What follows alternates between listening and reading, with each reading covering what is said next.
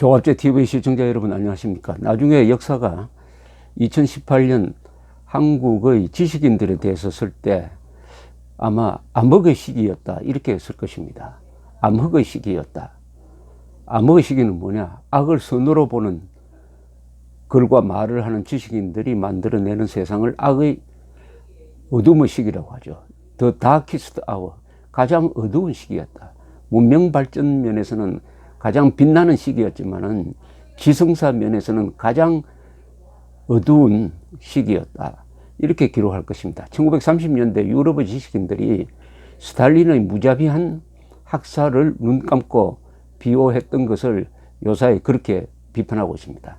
똑같은 일이 한국에서 벌어지고 있습니다. 한국의 지식인들, 언론인, 검사, 판사, 교수, 국회의원들, 이런 사람들이 지금 김정일에 대해서, 김정은에 대해서, 김일성에 대해서 어떻게 말하고 생각하고 행동하느냐, 그것을 보면은 왜 우리가 지금 가장 어두운 시기를 살고 있는지 이해하실 수 있을 것이라고 생각합니다.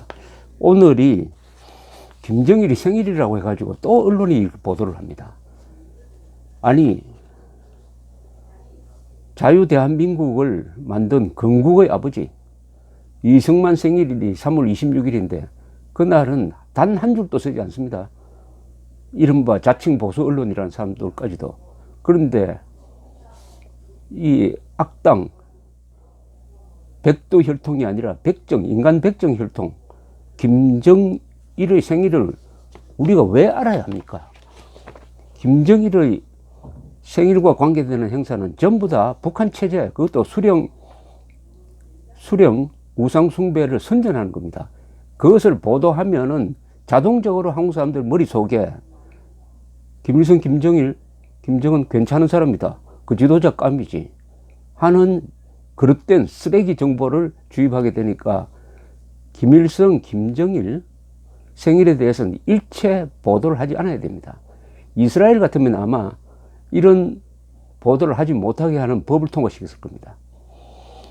오늘 이 조선닷컴의 기사 문장이 하나하나 보면은 이게 문제가 많습니다. 김정은 북한 노동당 위원장이 김정일 국방위원장의 생일인 광명성제를 맞아, 이게 말이 됩니까? 김정일 국방위원장입니까? 나라국은 한반도에서 대한민국 뿐입니다. 대한민국을 지켜주는 게 김정일이었어요? 광명성절이 도대체 뭡니까? 광명성절이라고 선전을 하더라도 이것은 우리가 알려줄 필요가 없죠. 광명성절이라고 왜 우리 국민들한테 알려줍니까? 더구나 이런 뉴스까지 그대로 옮깁니다. 이날 조선중앙통신은 김정은 동지께서는 광명성절에 저음하여 2월 16일 공시 금수산 태양궁전을 찾으시고 김정일 동지께 숭고한 경의를 표시하셨다. 아니, 표시하셨다, 찾으시고 우리 세종대왕한테도 이렇게, 아니 부모한테도 이런 표현을 안 합니다.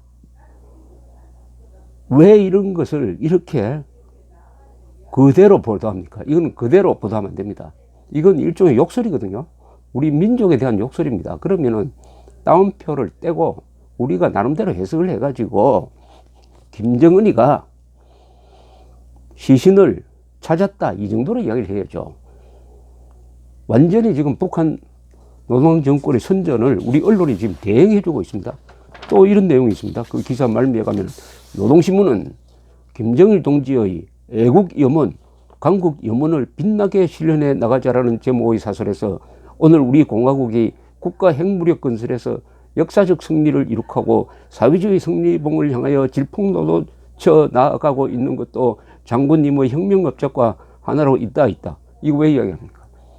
이렇게 제가 지금 비판하기 위해서 할 수 없이 제가 이런 이야기도 해야 되는데 이거 하면 안 되죠. 명백한 거짓말은 알려주면 안 됩니다. 태양이, 어떤 미친 사람이 나와서 태양이 서쪽에서 뜬다고 외치고 다닌다라고 보도할 필요가 있습니까? 이거 보도할 가치 없습니다. 한국 언론, 북한 보도 정말 문제 많습니다. 정말 문제 많습니다. 더구나 텔레비전을 켜면은 북한 선전 방송을 그대로 전합니다. 그대로 전합니다. 그 시간만큼은 북한 노동당 선전부를 KBS, MBC나 SBS가 또 종편이 대신해주고 있는 거예요. 이런 것을 바로잡아야 할 기관이 방송통신심의위원회입니다. 심의위원회. 그렇다 치고, 그러면 김정일이가 생일인데, 어쨌든 말입니까? 김정일이 생일이면.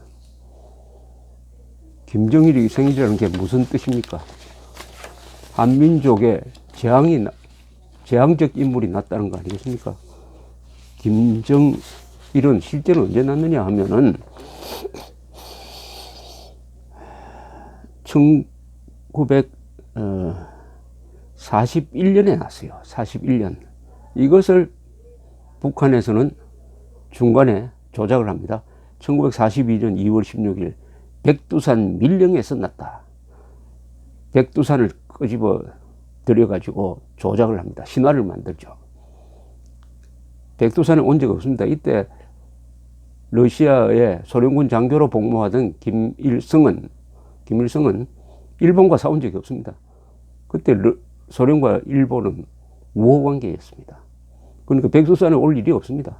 그런데 백두산에 왔다고, 항일운동했다고 거짓말하기 위해서 김정일이가 1942년 2월 16일에 났다고 조작을 한 겁니다. 역사 조작이죠. 역사 조작이 북한 통치의 가장 유력한 수단 중에 하나입니다. 요사이 문재인 정권 들어서 남쪽에서도 이 역사 조작을 하는 것이 아니냐, 어떤 정책적 차원에서 하는 의구심을 들지 않을 수 없는 일이 여러 개가 일어나고 있습니다. 특히 대한민국의 건국이 1948년 8월 15일이 아니라는 것도 이거 역사 조작입니다. 아니라는 것은, 생일이 맞는데 아니라는 것은 이거 역사 조작입니다. 북한의 역사 조작을 따라가려는 움직임이 대한민국 좌파 세력한테 과거에도 있었고 지금은 더 강해졌습니다. 김정일이가 2011년 12월에 죽었을 때 그때 신문을 보면 참 기가 찹니다. 한국에서는 김정일을 냉정하게 비판한 언론이 없었어요. 그때 영국의 이코노미스트 주간지 이코노미스트는 사설을 썼습니다. 사설의 부제가 뭐냐, 이래 하셨습니다. 지상 최악의 나라의 정권 교체를 바라기만 해서는 안 되고 계획적으로 추진해야 한다. 첫 문장은 이러하였습니다.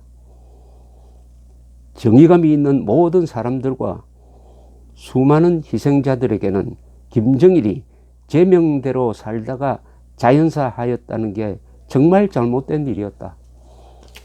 요약하면 김정일이가 이렇게 많은 사람을 죽인 김정일이가 제명대로 살고 가도록 만든 것은 인류가 반성해야 된다, 이런 뜻이죠. 그 중에서 가장 크게 반성해야 될 사람들이 한민족이죠. 한민족의 수치죠. 김일성, 김정일이가 동족을 수백만을 죽인 김일성, 김정일이가 단죄받지 않고 제명대로 살고 가고 지금까지도 추앙을 받고 있다는 것은 한민족의 수치입니다. 아니, 히틀러를 독일 사람들이 지금 추앙하고 있다면은 그 독일 사람들을 어떻게 보겠습니까? 이때 이코노미스트는 이렇게 썼습니다.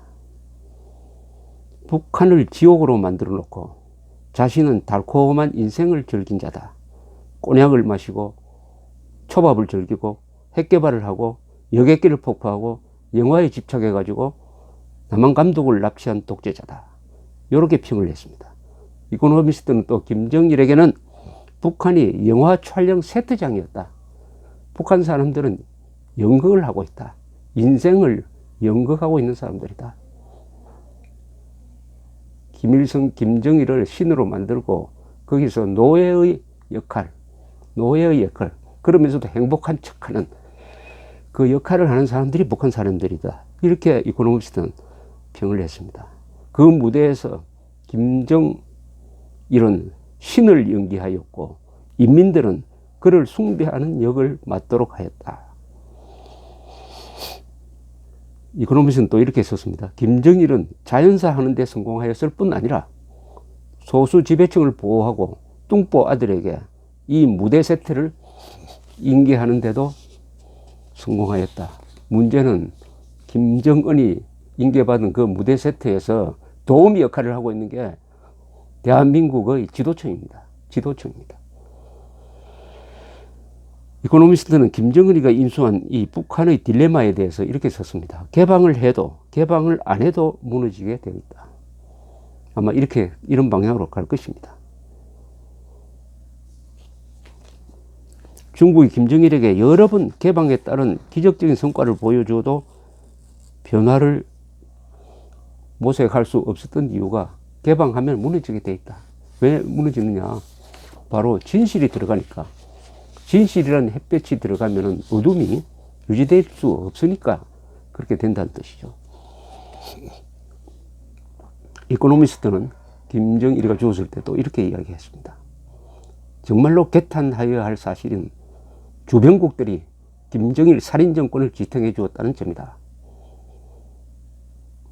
중국뿐 아니라 미국은 세계적인 위기의 재발을 막기 위하여 한국은 북한을 흡수할 때의 비용을 겁내어서 일본은 통일된 한국을 경계하여 김정일 정권이 무너지지 않도록 움직였다고 이코노미스트는 지적했습니다. 그러면서 이렇게 결론을 내렸습니다. 김씨 정권은 영원히 버틸 수는 없다. 어떻게 하면 정권을 바꿀 것인가의 논의를 빨리 시작할수록 좋다. 이 지역의 안정을 위하여서뿐 아니라 북한의 이치고 질팔핀 인민들을 위하여 그러하다. 이 사설을 나온 게 벌써 6년이 흘렀습니다. 그런데 아직도 북한 김정은 정권은 건재합니다. 겉으로는 건재한 것 같이 보입니다. 그렇지는 않겠죠. 골다공증 환자입니다. 저게. 겉으로는 건재하지만 외부 충격이 가해지면은 이미 금이 가 있는 골조니까 와르르 무너지게 돼 있는 것입니다. 이 일격을 누가 가할 것이냐? 그것이 코피 나는 정도의 공격이 바로 북한 체제를 무너뜨리는 일격이 될 것이냐? 그게 궁금합니다. 오늘 인간 백정, 백두혈통이 아니라 인간 백정 혈통 김정은이 태어난 날에 오늘날 한국인들은 뭘 하고 있느냐? 한국인의 가장 큰 범죄적 과오는 공산주의가 악이고 적이라는 것을 제대로 가르치지 않았습니다.